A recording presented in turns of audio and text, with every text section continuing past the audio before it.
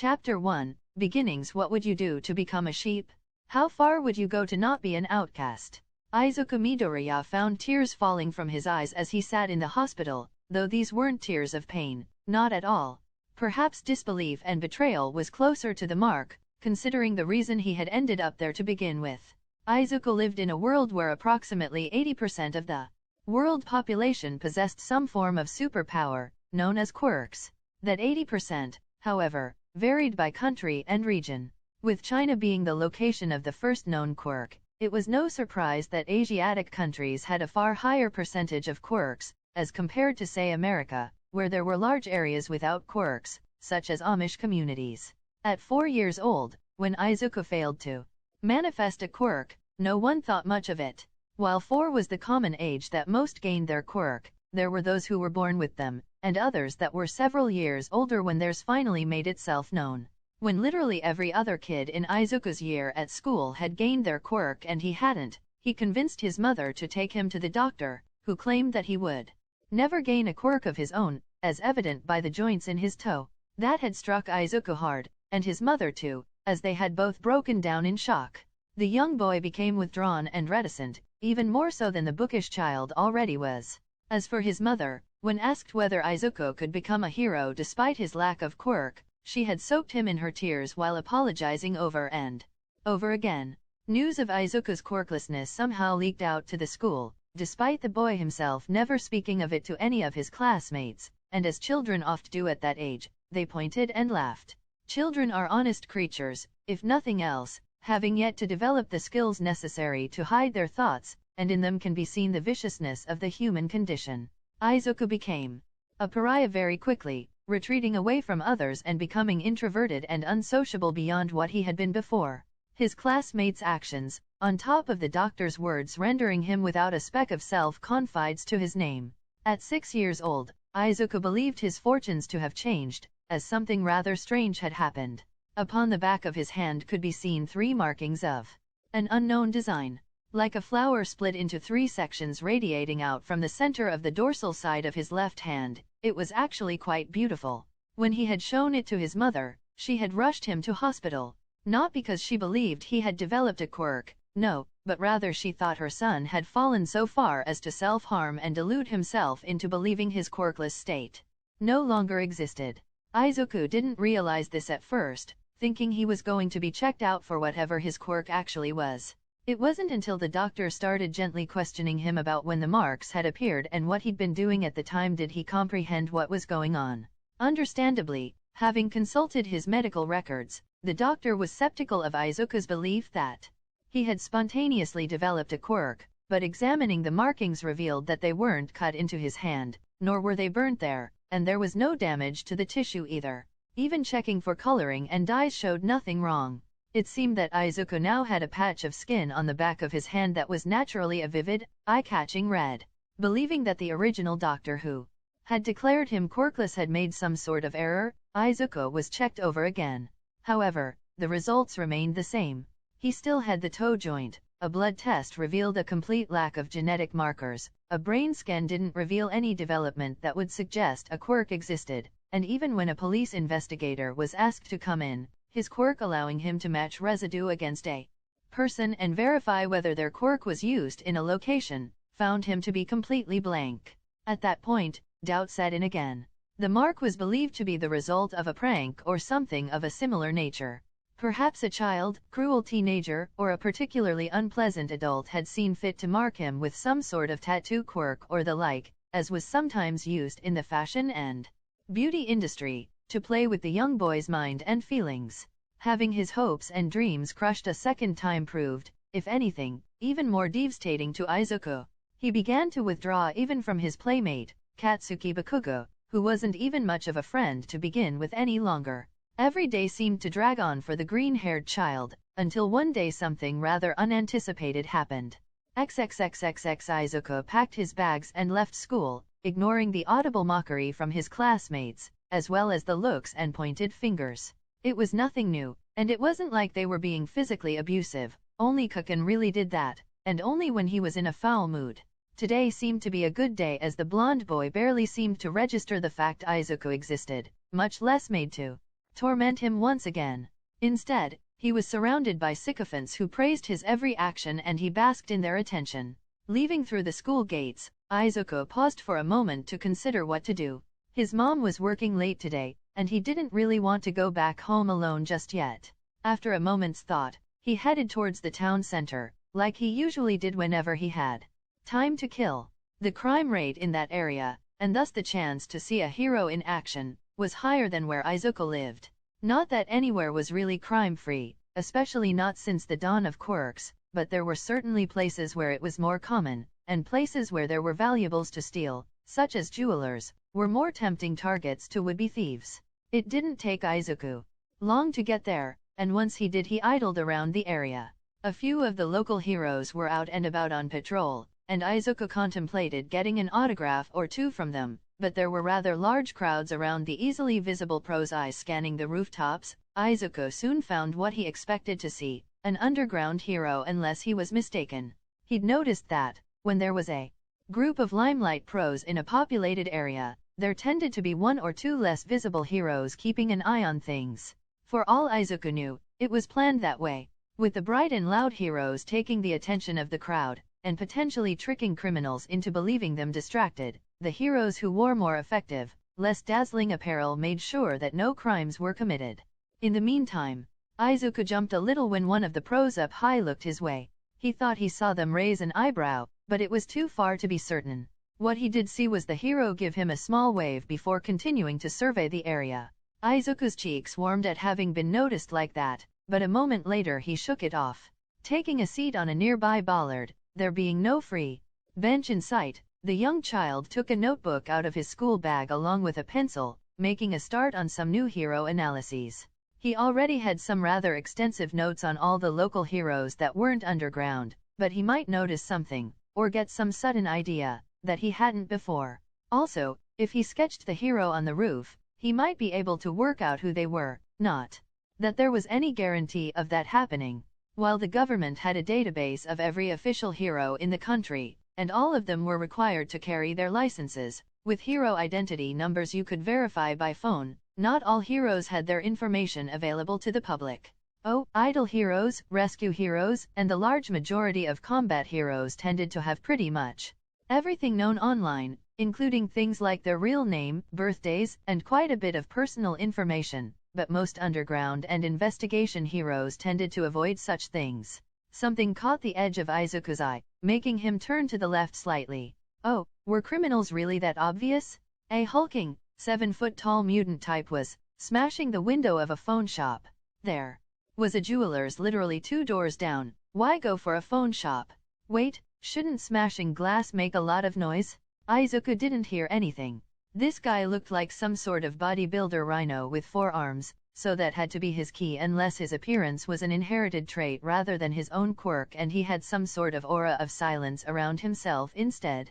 Izuku yelled for the pros to arrest this obvious criminal, but not even he could hear himself right now apparently. Thinking quickly, Izuku began waving his arms like mad, trying to get someone's attention, either one of the currently oblivious shoppers, or even better the hero on the rooftop. On said rooftop, the hero snapped his head in Izuku's direction, and when the green-haired boy pointed at the robbery in progress, he vanished from the rooftop. A few moments later, Izuku caught sight of the pro flitting between alleyways at a rapid rate, heading in his direction. Excited to see a hero in action, Izuku turned back to the thief, pencil, and notebook at the read. Izuku choked. Maybe making such a fuss to get attention hadn't been the best idea. The rooftop hero had obviously not been the only one to notice him, as Izuku now had 2 meaty arms, each thicker than his thigh wrapped around his neck. The fuck you think you're doing, little punk? The man growled lowly and menacingly. Izuku's only response was choking and gasping due to lack of air. Try something like that again, and I'll squeeze hard enough your fucking head will pop off. You got me. He spat, turning away from him. Izuku was about to sag in relief and catch a breath, the man having released him in order to flee the scene of his own crime, but almost immediately he tightened his grip on Izuku's throat, his face starting to turn red as he struggled for air. Fucking hero shithead. The villain snarled. You're going to fuck off quick or the kid is going to get it, you hear me? Eyes rolling in their sockets. Izuku finally got a closer look at the rooftop hero that he had been waving at. It was a woman, slender but lacking in curves, yet she looked rather well muscled from what he could tell. She had a blue-gray costume on, tight to her body, and a cloak of some sort of fabric over it. Izuku thinks he can see metallic threads woven into it, so it's probably meant to dampen any hits she takes. Put the kid down and we won't need to get nasty. The woman spoke calmly, yet the rough and scratchy quality of her voice added an edge to it. There's more heroes here than just me, and any exit you had has already been cut off. Harming the kid now is only going to make things worse for you when we take you down. She was right. Izuku could see that the heroes he'd been looking at before were already on the move. This guy was screwed. A silence aura wouldn't help now, and while he seemed a lot stronger than a normal person, physical enhancement is one of the most common types of quirks there was, even as a side effect of another sort of quirk. The villain laughed. You're a fucking hero, your job is to protect people. So what if I make off with a few thousand yen worth of loot, if the little punk here dies, that's blood on your hands.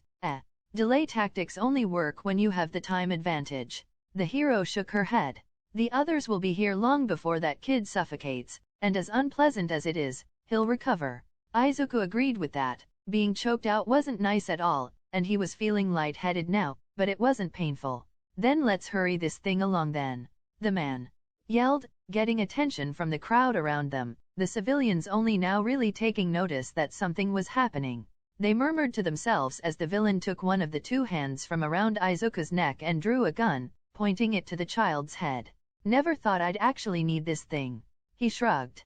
Picked it up for almost nothing a few years back, thought it'd be good for an emergency, a last resort thing. He grinned evilly. Lucky me, Izuku froze solid, perspiration dripping from his face in horror. He had a gun to his head? You're not doing anything to help yourself here. The hero continued, voice remaining calm. Killing the kid solves nothing, we'll still take you down straight after, and then you'll have a murder charge on your head instead of just theft.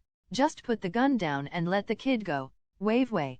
Izuku jumped as one of the pros, Death Arms, arrived on the scene. What's going on? A robbery turned hostage situation. Wave way, the name of the underground hero apparently, explained. Now shut up and let me talk this down from a murder. I'm here to back you up. Death Arms said, before apparently attempting to start a stare down with the bulky man currently choking Izuku. One more hero comes this way, I'm blowing the kid's head off. The villain growled, an edge of something in his voice that Izuku didn't quite catch. He felt the arm around his throat tighten a bit, and could only assume the villain was getting tense now that he was outnumbered, and Waveway had said there was more than one hero on the way. Get on that fucking communicator and send them away, do it. He yelled. Waveway, visibly and slowly, reached for the communicator at her waist. She raised it to her face and spoke audibly into it. We have a hostage situation developing on Waveway began before being interrupted. I heard there's a robbery. A new pro called out, dropping down from above. Wow, big crowd. This new pro looked young, barely out of his teens. The air crackled with electricity as he floated in the air. Unfortunately, an errant spark jumped to the metal gun in the robber's hand, the electricity causing a finger to contract on the trigger, sending a bullet heading down the barrel. Izuku clamped his eyes shut, waiting for the end. Visible to the entire crowd, the red markings on Izuku's hand suddenly shined with brilliant crimson light. There was a bang and more than one scream. Then there was shock. XXXXX. Izuku's first realization was that he was alive. The second was that he could breathe again. The third was that he was very sweaty now. It was only his fourth thought when his mind actually kicked into gear and he scrambled to his feet, having collapsed to the ground when the villain had let him go, except the villain hadn't let him go. No, he could see two arms on the ground in front him leaking blood. Slowly tilting his head backwards, Izuku took in the sight of the one who had saved his life. Then he blinked and had to take a second look. A robot girl with a tail and wings was not what he was expecting. She kicked the villain away from them, now down two of his forearms, and clipped the wing she held back onto her back. Given the blood on the edge of it, he was going to assume that was how she had dismembered the bad guy. This is most unexpected, she said. To be summoned at all is a surprise, but these people look too weird to be normal humans. She had obviously glanced around at the mutant types in the crowd, before she looked down at Izuku, focusing on the marks on his hand. So you're my master? He couldn't tell whether that was a statement or a question. Very well then, this mecha is yours to command. Our contract shall last until you disintegrate. Mecha. Izuku mumbled, not quite sure what was going on. Kid, is this your quirk? Waveway spoke up, making Izuku jump. Looking behind her, he could see that the villain had already been wrapped up in bandages to stop bleeding, and was ready for transport. Quirk. Izuku blinked dumbly. Wano, I'm quirkless. Waveway looked unimpressed. Boy, we all saw those marks on your hand glow when she appeared. What is it? Some kind of teleportation quirk? Calls things to you that you've marked? No. Izuku shook his head. I was diagnosed quirkless 4 years ago. We went back 2 years ago when these marks appeared, but still nothing. I was told it was probably someone playing a trick on me. Waveway looked at the pink and steel gray machine. You're not going to turn violent on me, are you? She asked bluntly. Bring no harm to me and my master, and I shan't retaliate. The robot replied. Good, then you wouldn't mind you and the kid coming down the police station to answer some questions then. This whole thing just got a lot more complicated. Waveway sounded resigned at the end there, though she kept one eye pinned on the mecha at all times. Well, master, shall we go? The robot girl asked. Why yes, we should go with them. Izuku stuttered, not quite sure what was going on. In a daze he stepped around the severed limbs, and reached out to the robot that had saved him. She allowed him to cling tightly to her as they began to follow after Waveway who lead them away from the crowd. A glance back saw Death Arms chewing out the even younger hero with the lightning quirk that had set all this off. They looked both embarrassed and pale, having realized just how close they'd come to causing Izuku's death. XXXXX Sansa Tamakawa looked over the medical report he'd had sent over. Just as the Midoriya boy had claimed, he had indeed been diagnosed as quirkless, twice in fact. The report made mention of the colored markings on his hand, and the theories about where they had come from. It all matched up. Except, that was, for the killer robot calling the boy master. Well, that was a little unfair. The robot hadn't actually killed anyone as far as he was aware, and while cutting off the man's arms had been extreme, it had served its purpose in saving the boy's life.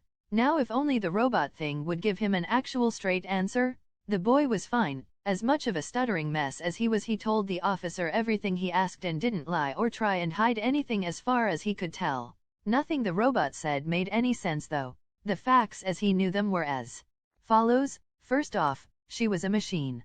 That wasn't up for debate. She was made of metal, had mechanical and electrical components in place of organs, and had programming in place of a brain. Not that she was any less a person for that, as she still held opinions and a personality of her own.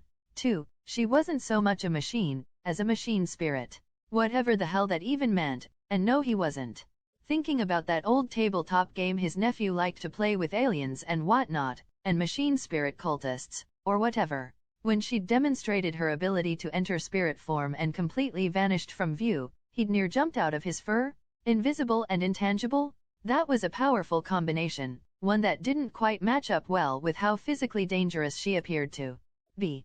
Anyway, third thing he knew. As long as Midoriya respected her, she was willing to obey him for now. She was his servant, she said, and it was a servant's duty to follow their master. He could practically hear the capitals in her voice.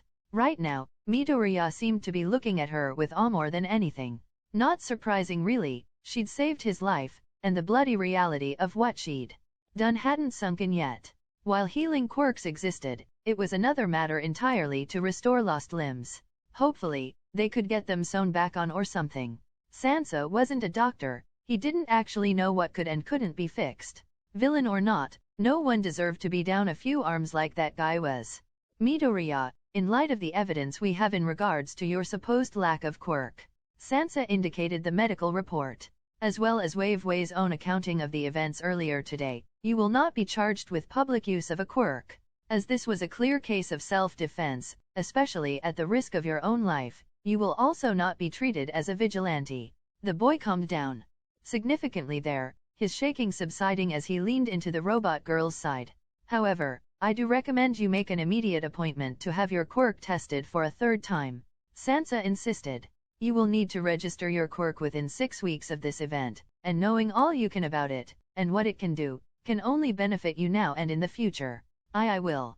Only a mild stutter from the boy, much better than earlier when he'd asked him about the events he was a part of. Good. Sansa gave him a smile. Now, your mother should arrive shortly. You can wait here for her, or you may wait by the reception, whichever you prefer. We will need to speak to her though, but don't worry, you are not in trouble. In fact, what you did was rather heroic. Just, if it ever happens again, please don't make yourself a target of the villain. I'll try not to. Izuku nodded. Sansa watched as the boy clung tighter to the robot girl, taking comfort in her presence. That's all I can ask. Sansa acknowledged. Now, I have some paperwork to do regarding this incident, so I'll be on my way, sir, don't worry. Izuku got up from the seat and bowed, before leaving the room, the robot girl right behind him. Sansa sighed. This is just what Musodafo needs, robo-bodyguards. He looked over his notes again. Quite odd though, don't think I've ever heard of a pet type looking quite so human, or mechanical either. XXXXX Inko Midoriya collided with her son in the entrance of the police station, her eyes releasing a veritable biblical flood of tears as she checked him over. She'd heard the news about the boy being held at gunpoint, and the police call told her it was Izuku that was grabbed, so she'd been out of her mind with worry about her baby boy. It was only after she'd made absolutely sure that Izuku was in no way, shape, or form actually physically hurt, though she'd be making katsudon for supper tonight, his favorite, when she turned to the robot girl he'd summoned. Somehow, Izuku was quirkless, they'd checked twice, and yet he'd still somehow used a power no ordinary person had. How had that happened? And why was his quirk the ability to summon a robot that looked like a teenaged girl? If Hisashi had some sort of conjuration quirk, or a pet type maybe, then she could understand it better. Her quirk, attraction of small objects, combined with something like that might result in summoning a spirit of some sort, but her husband's quirk was breathing fire. He liked to use it to toast marshmallows, not something that would result in this. Thank you for saving my son, she cried at the robot, who seemed a little shocked at the sheer volume of tears coming from the woman, and was edging backwards slightly as if afraid she would rust. He's my master, of course I would save him, she affirmed. Oh, but I don't actually know your name. Inko seemed to realize how rude she was being a moment later. Oh, I'm Inko Midoriya, Izuku's mother. You can call me Eli, the robot said. Eli? Eli-chan. Izuku then remembered her referring to herself as a Mecha Eli-chan. Eli seemed to twitch a bit at that, before smiling a little. Somehow her metal skin being flexible enough to do so despite her torso seemingly made from large and solid sections of metal. Yeah, Mecha Eli-chan, that's me. Her voice was softer there, her gaze distant, as if lost in thought. The three of them headed to the Midoriya home after that, though Eli ended up walking there with Izuku, rather than in the car Inko had driven to the police station. Turned out that weighing in at 4 tons made Eli a bit too heavy to really work as a passenger. Luckily, when they got to the Midoriya apartment, she didn't fall through the floor, but she still stepped carefully throughout the small apartment. As Inko Midoriya went straight to the kitchen to begin cooking katsudon, Eli and Izuku went to the latter's room, where they sat in silence for a short while. Maybe we should get to know each other, Izuku began, his voice trailing off into a mumble towards the end. He gathered his courage though, and finally gave Eli a proper introduction. Hi, I'm Izuku Midoriya, I'm 8 years old, and I like heroes. He told her. I've always liked them, and it's been my dream for as long as I can remember to become one myself, to save people with a smile. I had a hard time keeping going for a while, because they said I was quirkless, and no one thinks a quirkless person can be a hero. Some people call me DEKU, useless, but I want to prove them wrong. I want to prove that it's not the quirk that makes the person, but what they do with their lives instead. Eli raised one hand to her chest and replied in kind. My name is Mecha Eli-chan. I am based off the historical figure of Elizabeth Bathory. After several disasters befell Castle Ksejti, it awoke its final weapon. At my awakening, I attempted to replace the original Elizabeth Bathory and rule in her place as a servant of justice. However, I made several errors, and was eventually shown the errors I made in the way I handled responsibility. I became a member of an organization known as Chaldea after that. I believe that you have somehow acquired a copy of my saint graph from that point in my existence. A saint graph? Izuku asked. Consider it the template to my soul and self. Eli explained. I am not the true and original Elizabeth, nor even the original Mecha Eli-chan, but a copy. I am none the lesser for it, but I don't have any of the memories or experiences after that point in my life. Seeing she was confusing Izuku a bit, she explained a bit further. Consider us identical twins that were separate at that moment. She told him. I am my own person, and she is her own self. While we started the same, we will learn of different things, and become different people from now on. You want to learn? Izuku mumbled. Yes, this world is different from the one I know, and I would like to know about it. She agreed. How different? Izuku furrowed his brow. To start, humans did not openly possess powers, or display them like some sort of fictional hero. Eli informed him. Izuku's eyes lit up then. You want to talk about quirks? Heroes? He asked excitedly, to which Eli agreed. It was a tentative start to what would one day be a very strong friendship. Chapter 2, Back to School. Thankfully, it was a rather simple matter to arrange another appointment with a quirk doctor, and the next morning saw Inko, her son, and his new robot companion head towards the local hospital. All three of them were on foot, Eli because she was too heavy for the car, Izuku to accompany Eli himself, and Inko because she thought she may as well join them, even if it was a bit of a long walk from their home. As they walked there, Inko couldn't help but look at her son. He seemed so much happier than he had been in, well, years honestly. Hearing he was quirkless 4 years ago had crushed her son, and there'd been little she could do about it. It was one thing if Izuku had come home with broken bones or bleeding wounds, but things had never gotten quite that bad. In today's world, bruising, scrapes, and cuts were just considered roughhousing, nothing to get concerned about, and this was Japan anyway. Unlike how places like America and Europe treated it, bullying was not considered a particularly serious issue. While the advent of quirks had shifted attitudes throughout the entire world, some cultural norms still existed in one form or another. In Japan, where conformity was valued, that had twisted into a strange sort of hierarchy where strength and popularity ruled all. While not entirely accurate, it was still a generalization that stuck. Those who have power, connections, money, and good looks were given a lot more leeway than those less fortunate than them. Izuku had none of those going for him. He wasn't connected, he barely had friends to speak of. They were comfortable in their earnings. Hisashi earned a lot of money at his job overseas and Inko worked part-time at the hospital herself, but they weren't rich or anything. Izuku could be considered rather plain, or even perhaps cute in a nerdy sort of way, but he wasn't classically handsome or striking. As for power, Inko would have said he actually had a disadvantage there. That was, of course, until he had apparently summoned a loyal robot bodyguard from somewhere, and that robot was definitely strong. When she'd asked about it, what Eli could do, she'd been told that she had a deadlift limit measured in tons, she had a sprint speed faster than most cars, and she was apparently capable of taking an excessive amount of damage before ceasing to function. With a robot that had the equivalent of a strength quirk by his side, Inko was feeling an amount of relief she'd never thought she ever would. Izuku would no longer need to come home battered and bruised, his school books missing or damaged, and she hoped he would keep his smile now. While she kept an eye out around them, Izuku had already suffered at the hands of a villain once already and she wasn't going to let it happen again if she could help it. She focused most of her attention on her son and his new friend. XXXXX Mecha Eli-chan, like Inko, was keeping a wary eye out on her surroundings. Finding out that any regular person in this world could have just about any power, super strength, shape-shifting, energy blasts, mind control, and more, was somewhat disturbing to her. She was more used to a world where such powers were more rare, and their wielders tended to be rather obvious and different to common folk. Well, she said she was more used to it, but in truth she hadn't exactly been active very long before she had ended up here in this boy's care. She had little experience of her own and was relying on second-hand information, so she couldn't be assured of its veracity. Still, things could be far worse. When Izuku had googled Castle Ksechdi at her request, she found its fate to have been the same as the one she knew, having been burned down in 1799. In fact, the known history of the world up until what had been the modern day matched what little historical knowledge she had.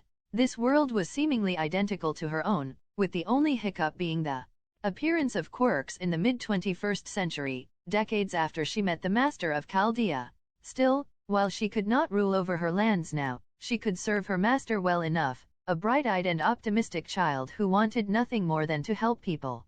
Of course she would assist him in this endeavor. After all, what else was she to do? She had no purpose of her own, and no real connection or loyalty to anything else here. She memorized everything that she saw, not that there was anything of particular interest. In fact, if it weren't for modifications to certain places and some of the advertisements she saw, both catering to those with abnormal body types, she could have mistaken her surroundings for the early 21st century, despite it being more than 200 years past that. Instead, what drew her attention were the people. She tried to puzzle out the quirks of those she could see. Some were rather simple, those being the mutants whose physical appearance had been altered in some way. The emitter types were harder. What gave them away was the way they subconsciously used their quirks. She'd seen it last night when something was out of Inko's reach, the woman not thinking twice before pulling it to her hand. Even now, unless her senses were fooling her, there were a few people nearby using some sort of thermal power to alter the temperature around themselves to whatever they found most comfortable. A woman with toddlers was keeping their attention focused with a simple light show, and a man with a dog was using some sort of either wind power or vector multiplier to throw a ball further than he should be capable of throwing it. Izuku and Inko had both mentioned that public quirk usage was illegal, but here was a significant portion of the population using theirs in everyday life, though aside from the woman with the little balls of light they were all rather subtle, and no one seemed to think twice about it. She mentioned as such to Izuku, who averted his eyes and shrugged. They're not supposed to do it, but unless someone's making a big fuss, no one says anything. He told her. I mean, when Kukin blew up my desk the other day, the teacher just told him to calm down and went on with the lesson. Blew up your desk? Eli asked. Why would he do that? I'm assuming this Kukin is a classmate. Yeah, Katsuki Bakugo, my best friend. Izuku told her. He's got a bit of a temper problem, but he's going to be an awesome hero one day. He's smart, strong, and his quirk is amazing. It's just, I want to be a hero too, but no one thinks I can do it. I'm only quirkless after all. Is a quirk required to be a hero? Eli asked him. Well, yeah. Izuku hung his head. Villains have all sorts of quirks. How can someone powerless match up to something like that? What could I do to someone who could turn to stone or grow 50 feet tall? He shook off those thoughts and brightened up again. But I have you now. You'll help me be a hero, won't you? Of course. Eli agreed, before looking the boy over. However, you're going to need to put some work in yourself. Izuku blinked in confusion, before she explained. Servants are only strong as long as their master stays alive, she said. You're a target, and fighting someone while keeping you safe will lower my combat effectiveness. I'm not expecting you to match me, or even break any sort of record, but knowing you can at least avoid some idiot's clumsy flailing should make things easier. So I should start working out. He stuttered a little. Perhaps jogging. Eli mused. I don't know much about how humans exercise, but I remember something about too much stunting a child's growth. I'd recommend doing research before trying anything at least. I would assume the hero school you mentioned will likely have some sort of minimum requirement for fitness. Izuku was writing something in a notebook. Where did that even come from? She hadn't seen him grab one before they left home, and was mumbling rapidly to himself. She listened in and heard him murmuring about how heroes like Endeavor were physically very fit despite having quirks that had nothing to do with being physically strong. It seemed he'd fallen into his own little world though, and Eli was a little put out how he had seemingly forgotten her. She would put up with it for now though. He was just a kid after all, not even in double digits left. The remainder of the walk to the hospital was done in relative silence, though not an uncomfortable one. Once at the hospital, Inko spoke to the receptionist about their appointment and they were immediately led off to the doctor, who it turned out was actually the one they'd seen 2 years ago when the marks on Izuku's hand had first appeared. Well, little Mr. Midoriya, I can honestly say I never thought I'd see you here again, the doctor said, not unkindly. I've been informed there was some sort of development, backed up with a report of some sort from the police, but I have not had chance to look it over yet. Could you tell me what happened from your point of view? I was in downtown yesterday. I wanted to see some heroes, sir. Izuku told the doctor. I saw someone robbing a shop and got a pro's attention, but the villain noticed me too, and Izuku's voice became choked off as he remembered what happened, and tears began to stream down his face. He became pale and clammy, recalling the cold barrel of a gun pressing against his head. He remembered the abject fear and terror he had experienced at the time. He jumped in surprise as a cold, metal arm was placed across his shoulders. Mecha Eli-chan had knelt down next to him and pulled him into a hug. Her massive metal tail and one of her wings were curled protectively behind him, granting him the courage to speak. The villain took me hostage and started choking me, before things got worse and he put a gun to my head. He took a deep, shuddering breath, rubbing at his own throat in remembrance. Things got worse, but just when he pulled the trigger, Eli here appeared and saved me. Eli continued on from there. The report should tell you that the command seals on his hand glowed brightly before he summoned me. My first action then was to ensure the safety of my master, so I removed the threat to his life by removing the criminal's limbs. I see. The doctor mused to himself, before addressing something Eli had said. You called the marks on Midoriya's hands command seals. Do you know anything about their function? As I understand it, they can be considered a stored burst of energy. She informed him. This energy can be used for several things, such as repairing me, charging my attacks, or even restoring me from fatal damage if all three are used. They may have other uses, but I don't know them. The only other fact about them I am aware of is that they are a symbolic representation of the connection my master shares with me as his servant. So you are certain that Midoriya here is your master? The doctor questioned her. Yes, I can feel our connection, she confirmed. Good, good. The doctor nodded, noting something down on a form sat on his desk. That matches up with most other secondary entity, or pet quirks as they are called. Sapient quirks can always tell who their origin is, even in cases where they do not actually like their masters. The doctor asked a few more questions and put Eli through several tests. Things such as whether she could disobey Midoriya's instructions, whether she heard his mental commands, the distance she could go from him, and whether her stamina was derived from his. The only one that actually turned out to be true was the last one, but even that was a rather small drain. The vigorous exercise that Eli did had essentially no effect on Izuku, but when she began to unleash her armaments on a prepared target, Izuku did begin to feel only a slightly bit drained. Apparently his stamina went into replenishing her ammo reserves for her bullets and missiles at least, and the energy reserves for her lasers too. Then came the interesting parts. When they tried to scan Eli with a materials analyzer, apparently it was used for transformation and mutant types with inorganic parts to their bodies, like the Turbo Hero Ingenium and his engines. The results were weird. It registered Eli as being made primarily of iron, not steel like Izuku had first thought, but it was stronger than iron should be, with no apparent cause that could be identified. Her weight also didn't match up to her volume. If the average human was composed of iron, then they would weigh approximately half a ton. Eli weighed 8 times that, and while her tail and wings added volume, it wasn't equivalent to 7 people. With Eli's permission, they attempted a pressure test to see how much force it would take to damage her, and at the machine's highest setting, she barely had a dent in her. A dent which restored itself over the course of the next quarter hour, and left Izuku just the slightest bit more drained. Once that was over with, and with the correlation between Izuku's stamina being drained when Eli had to repair herself or restore expended ammunition, they attempted to scan for the energy signature they were sure was being used, one that, in theory, should conclusively prove the link between the two. Except they found nothing.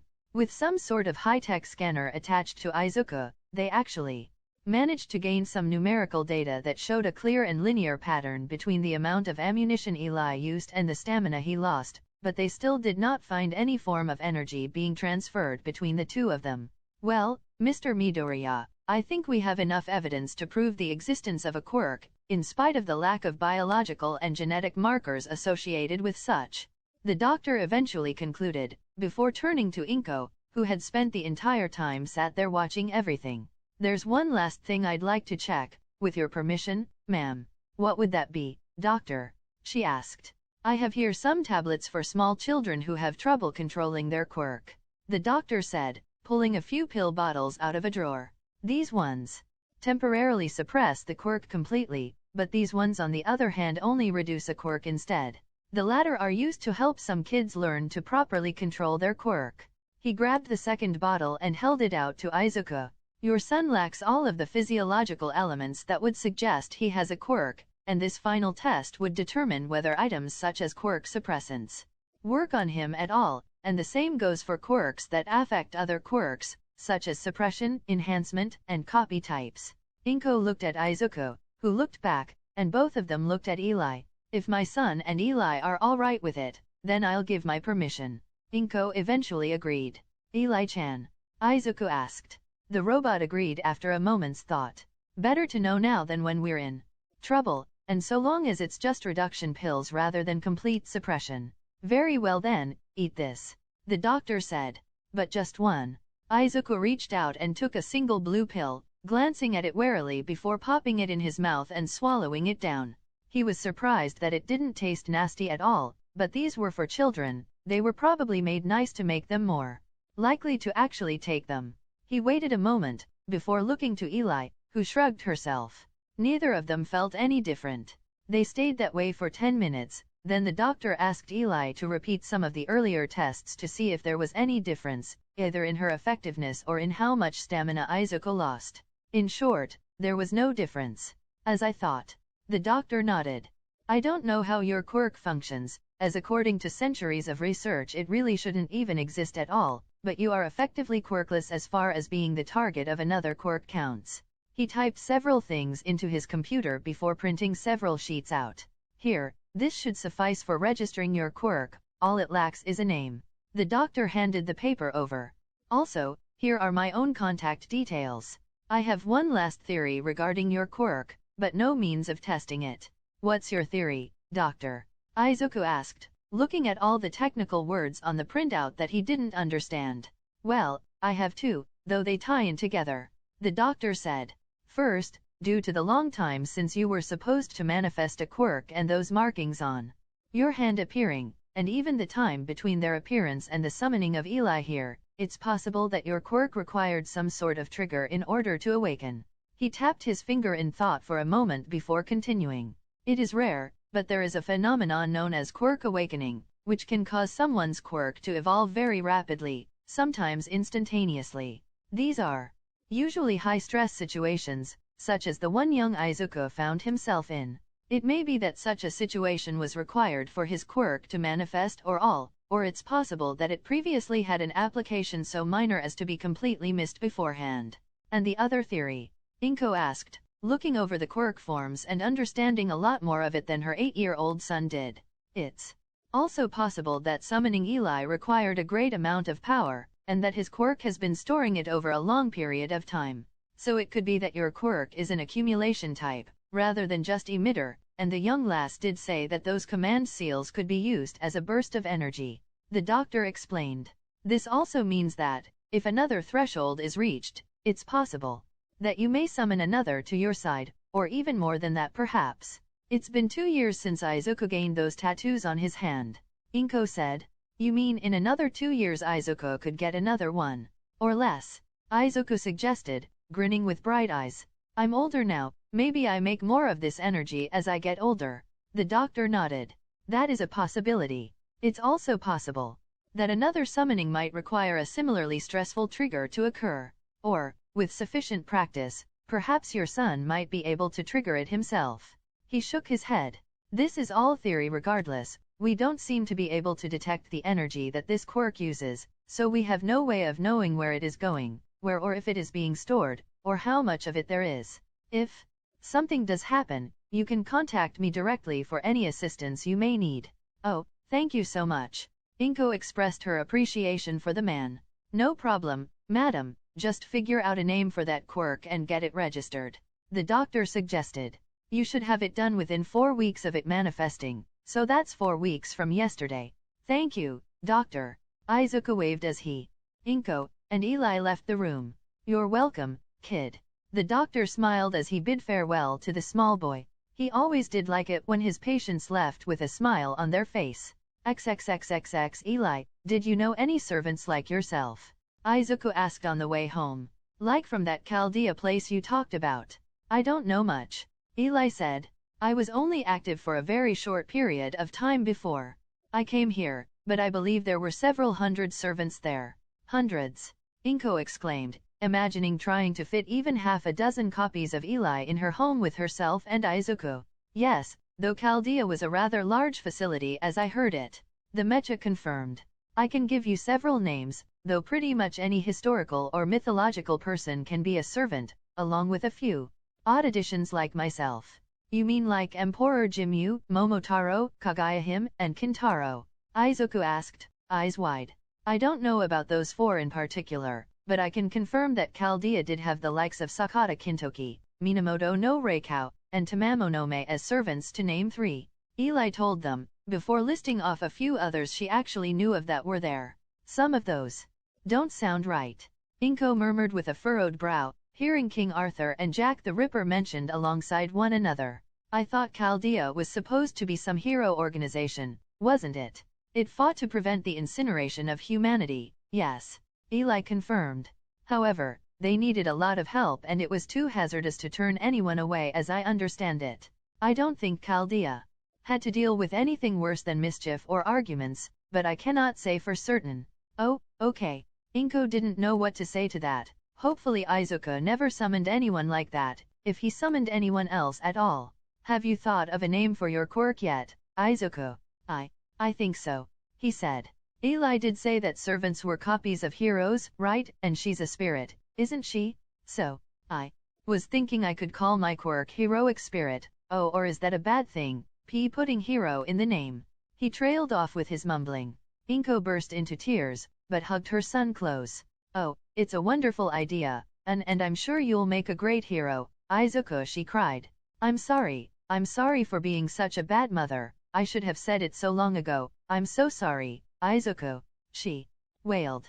It's okay, Mom, things are better now. Izuku hugged his mother back.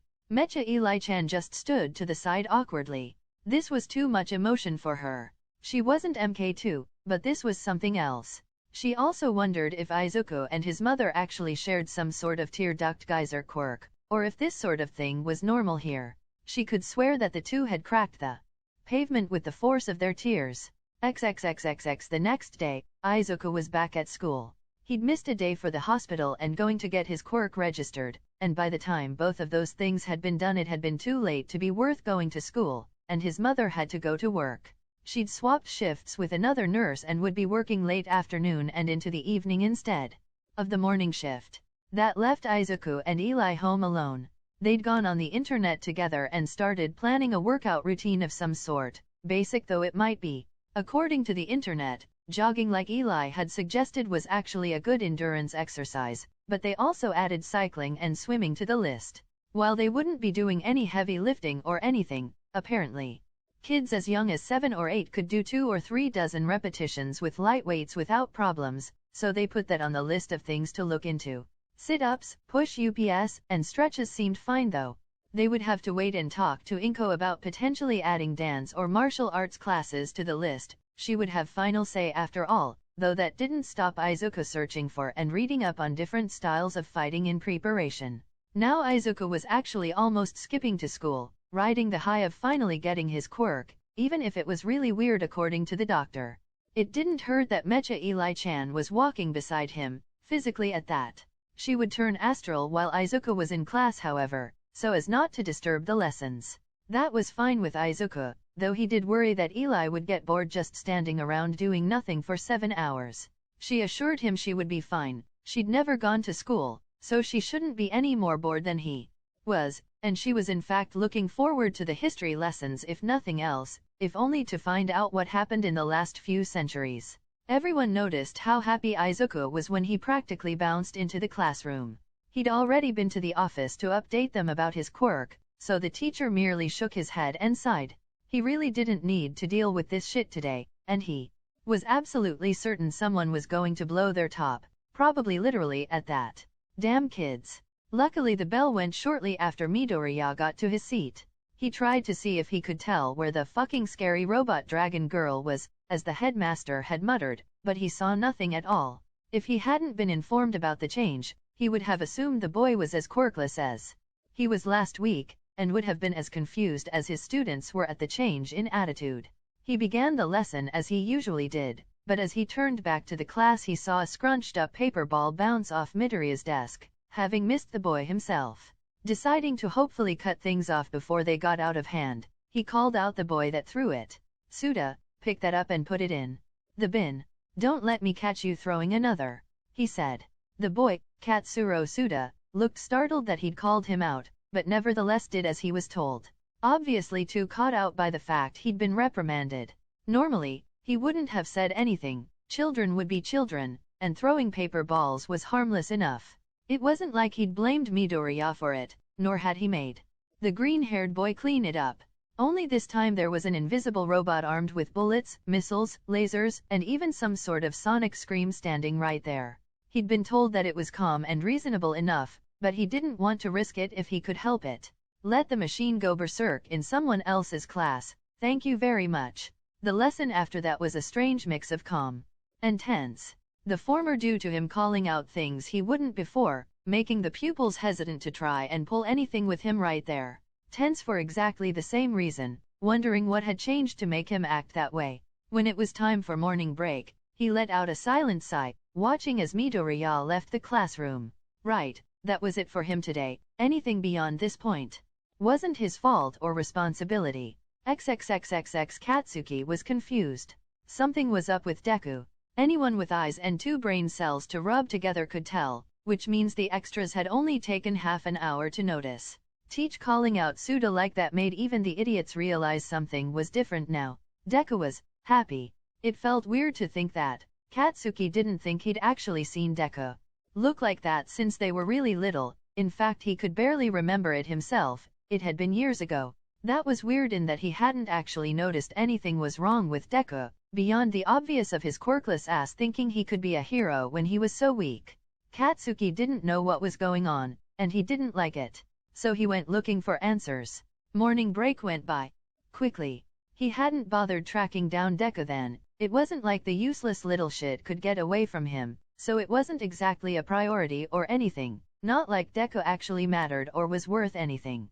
At lunch one of the extras talked about something that had happened 2 days ago. Apparently a villain had taken a kid hostage and put a gun to his head. It was barely more than a rumor because there weren't really any pictures of it online or anything, but someone said they'd seen a new hero there and they'd been brutal. A shiny metal woman who had ripped the villain's limbs off and beaten him bloody with them. Like that was actually real or anything. A hero did that and they'd be fucked. Heck, a vigilante did that and there'd be a news special warning people about them. Doubly so if a villain did something like what the rumors were saying. After lunch, and DEKU was still as cheerful as before. No, if anything he was even more cheerful. What the fuck did the nerd want to hear in history of all things? Maths had always been what the nerd was good at, that and science, physics specifically. Now he hung off the teachers every word as they quickly recounted the history of quirks, before focusing on the upheaval in China right at the start of the whole thing with the glowing baby. He talked about the riots, the religious response, and then the absolutely rapid rate at which it spread. The teacher concluded the lesson with the well-known theory that the trigger to quirks was a virus carried by mice, as it only took 80 years before more than 50% of the babies born around the world had started developing powers, much too fast for it to be inherited genetically from such a small original population. Katsuki saw DEKU pack his bags and hurry out of the room, but Katsuki was faster about it and was waiting for him outside in the school courtyard. Seeing the boy coming out the doors, he released a large explosion in his direction to get his attention. DEKU, the hell you think you're doing? Katsuki trailed off as the excess smoke from his explosion cleared away to reveal a shiny, metallic surface in front of him that had taken the blast in place of DEKU. Kaikakan. DEKU called out, his smile still as bright as earlier. I finally got my quirk? I can summon things to me, but not like my mom, no, actual people, or spirits, or something? I'm still not 100% sure what she is, but I summoned Eli-chan here, and DEKU, shut the fuck up. Katsuki yelled at him. What the fuck do you mean got a quirk? You're a fucking DEKU. You don't have a quirk, they checked twice, remember, idiot. But, Kachin, Izuku started, but was interrupted right away. But nothing. Katsuki growled at him. I don't care why you made yourself a toy. Girlfriend, finally realized you're not going to get one yourself or something. He spat. I don't care what kinda creepy shit you get up to, just stay out of my way. He turned and stumped off, infuriated that his explosion hadn't even marked that fucking thing's metal wing. Kachin. Izuku mumbled, looking depressed. I don't think I like him. Eli stated.